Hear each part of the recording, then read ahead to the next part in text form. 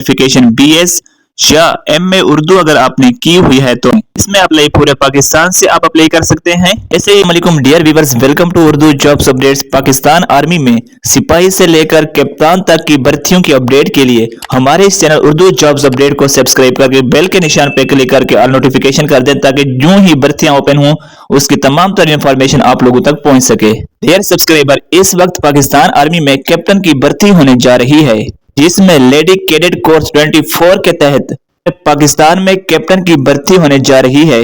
इसमें उम्र की हद 28 साल तक रखी गई है। इसमें ऑनलाइन अप्लाई जो है वो 8 जनवरी से लेकर 5 फरवरी तक होगी। तो जैसे ही इसमें ऑनलाइन अप्लाई स्टार्ट होती है, हम आपको इस चैनल पर ऑनलाइन अप्लाई करने का मुकम्मल तरीका समझाएंगे।